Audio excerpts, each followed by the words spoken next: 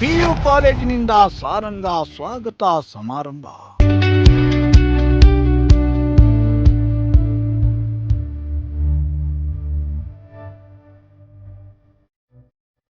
ಹೊಳಲ್ಕೆರೆ ಪಟ್ಟಣದ ಪ್ರಿಯದರ್ಶಿನಿ ಕಾಲೇಜಿನಲ್ಲಿ ಕಾರ್ಯಕ್ರಮ.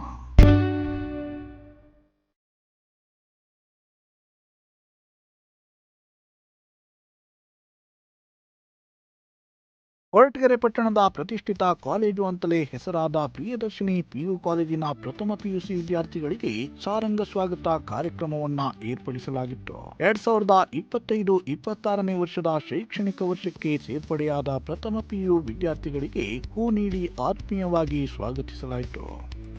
ಸಾರಂಗ ಸ್ವಾಗತ ಸಮಾರಂಭದಲ್ಲಿ ವಿದ್ಯಾರ್ಥಿಗಳಿಂದ ವರ್ಣರಂಜಿತ ನೃತ್ಯ ಮತ್ತು ಸಾಂಸ್ಕೃತಿಕ ಕಾರ್ಯಕ್ರಮದ ಮೂಲಕ ವಿದ್ಯಾರ್ಥಿಗಳಿಗೆ ಆತ್ಮೀಯ ಸ್ವಾಗತವನ್ನ ಕೋರಲಾಯಿತು.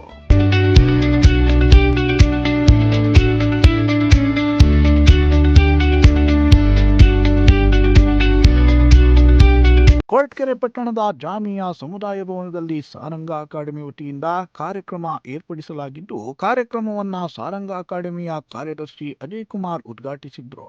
ಬಳಿಕ ಮಾತನಾಡಿದ ಅವರು, ನಮ್ಮ ಕಾಲೇಜಿನ ವಿದ್ಯಾರ್ಥಿಗಳು ಉನ್ನತ ಸರ್ಕಾರಿ ಹುದ್ದೆಗಳನ್ನ ಅಲಂಕರಿಸಿದ್ದಾರೆ.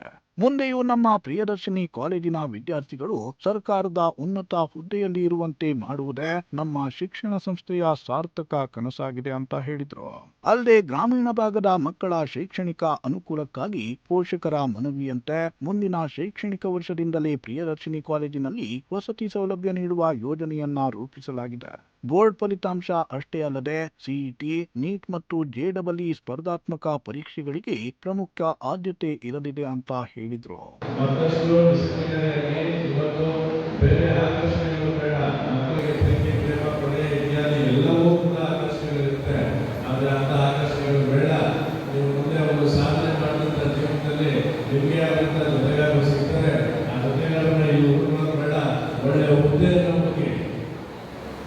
ಜೊತೆಗಾರರಲ್ಲಿ ಓದಬೇಡಿ, ಒಬ್ಬ ಒಳ್ಳೆ ಸ್ನೇಹಿತ ಬೇಕು ಲೈಫ್ ಟೈಮಲ್ಲಿ ಅಂತ ಹೇಳ್ತಾರೆ. ನನಗೆ ಒಳ್ಳೆ ಸ್ನೇಹಿತನಾಗಿ ಸಿಕ್ಕಿರುವಂಥದ್ದು ನಮ್ಮ ರವಿ, ಮೊದಲನೇದು. ಎರಡನೇದಾಗಿ ನಮ್ಮ ರುದ್ರೇಶ್. ಸಲಾರ್ ಫಿಲಮ್ ನೋಡೋಣ ನನಗೂ ಒಬ್ಬ ಫ್ರೆಂಡ್ ಸಿಕ್ಕಿದ್ದಾರೆ. ಅವ ಸಲಾರ್ ಈಸ್ ಅವರ್ ರುದ್ರೇಶ್. ಒಂದು ದೊಡ್ಡ ಚಪ್ಪಾಳೆ ಬರಲಿ ರುದ್ರೇಶ್. ಯಾಕಂದ್ರೆ ರುದ್ರೇಶ್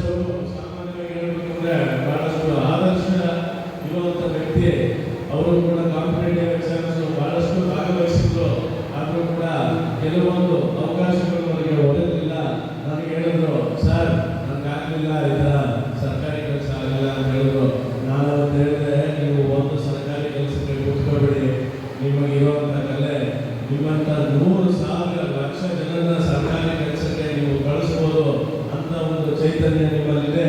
ಆ ಕೆಲಸವನ್ನು ಮಾಡಿ ಅಂತೇಳಿ ಪ್ರಾಂಶುಪಾಲರನ್ನಾಗಿ ಅವರನ್ನ ನೇಮಿಸಿ ಅವರಿಗೆ ಒಂದು ಗೌರವಾನ್ವಿತ ಸ್ಥಾನವನ್ನು ಕೊಟ್ಟಿದ್ದೀವಿ ನಮ್ಮ ಶಿಕ್ಷಣ ಸಂಸ್ಥೆ ವತಿಯಿಂದ.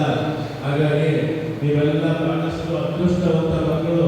ಯಾಕಂದ್ರೆ ಈ ರೀತಿಯ ಪ್ರಾಂಶುಪಾಲರು, ಈ ರೀತಿಯ ಶಿಕ್ಷಕರು ಎಲ್ಲೂ ಸಿಗಲ್ಲ. ಇವಾಗ ಇಲ್ಲಿ ಅಂತಲ್ಲ, ನಾನು ಚಾಲೆಂಜ್ ಮಾಡಿ ಹೇಳೋಕ್ಕೆ ಕೂಡ ರೆಡಿ ಇದ್ದೀನಿ. ನಾನು ಇಡೀ ತುಮಕೂರು ಜಿಲ್ಲೆಯಲ್ಲಿ, ಇಡೀ ಕರ್ನಾಟಕದಲ್ಲಿ ಇಂಥ ಶಿಕ್ಷಕರು, ಇಂಥ ಪ್ರಾಂಶುಪಾಲರು ಸಿಗೋದಿಲ್ಲ ಅಂತ ಹೇಳ್ತಾ ಮಕ್ಕಳು ಅದನ್ನು ಸದುಪಯೋಗ ಪಡಿಸ್ಕೋಬೇಕು. ಎಲ್ಲ ಏನಾಗ್ತೀರಾ?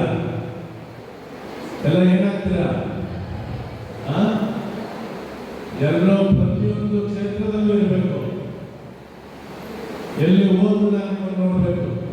ಯಾವುದೇ ಇದಾಗಲಿ, ಯಾವುದೇ ಗೌರ್ಮೆಂಟ್ ಸರ್ವಿಸ್ ಆಗಲಿ, ಇಂಜಿನಿಯರ್, ಡಾಕ್ಟರ್ ಅಂತವ್ರು ಹೇಳಿದ್ನಲ್ಲ, ಪ್ರತಿಯೊಬ್ಬರು ಅದರ ಕಡೆ ಗಮನ ಕೊಡಬೇಕು. ನಮ್ಮ ಶಾಲೆಗೆ ಒಳ್ಳೆ ಗೌರವವನ್ನು ತರಬೇಕು. ಹೆತ್ತ ತಂದೆ ತಾಯಿಗೆ ಒಳ್ಳೆ ಹೆಸರನ್ನು ತರಬೇಕು. ಸಮಾಜದಲ್ಲಿ ಒಂದು ಒಳ್ಳೆಯ ಉನ್ನತ ಸ್ಥಾನದ ಮಕ್ಕಳಾಗಿ ಬೆಳಿಬೇಕು. ಅರ್ಥ ಆಯ್ತಾ? ಪ್ರಿಯದರ್ಶಿನಿ ಪಿಯು ಕಾಲೇಜಿನ ಪ್ರಾಂಶುಪಾಲರಾದ ಕೆಎನ್ ರುದ್ರೇಶ್ ಮಾತನಾಡಿ, ಬಡ ಮಕ್ಕಳ ಶೈಕ್ಷಣಿಕ ಸಾಧನೆಗೆ ಶಿಕ್ಷಣವೇ ಪ್ರಮುಖ ಅಸ್ತ್ರವಾಗಿದೆ.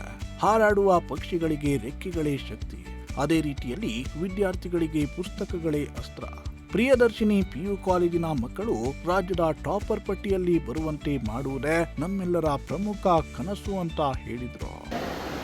Education is most powerful weapon which you can use to change the world.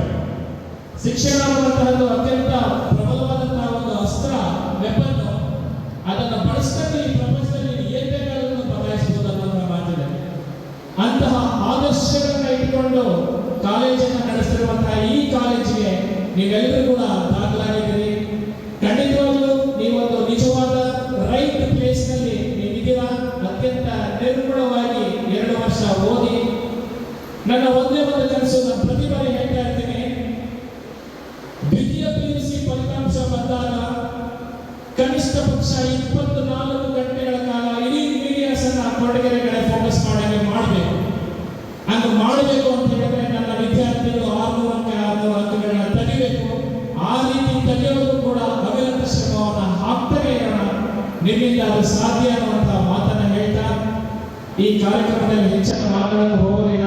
ನೀವೆಲ್ಲರೂ ಕೂಡ ಇನ್ನು ಸಾರಂಗ ಸ್ವಾಗತ ಕಾರ್ಯಕ್ರಮದಲ್ಲಿ ಪ್ರಿಯದರ್ಶಿನಿ ಸಂಸ್ಥಾಪಕ ಅಧ್ಯಕ್ಷ ಪರಂಜಿತ್ ಮೀನಾಸ್, ವ್ಯವಸ್ಥಾಪಕ ರವಿಕುಮಾರ್, ಆಡಳಿತಾಧಿಕಾರಿ ಸ್ಮಿತಾ, ಜಸ್ಲಿನ್ ಸಿಂಗ್ ಮೀನಾಸ್, ಉಪನ್ಯಾಸಕರಾದ ಶ್ರೀನಿವಾಸ್ ಜಿ, ಕಾಂತರಾಜು, ಭರತ್ ಸೇರಿ ಹಲವರು ಉಪಸ್ಥಿತರಿದ್ದರು.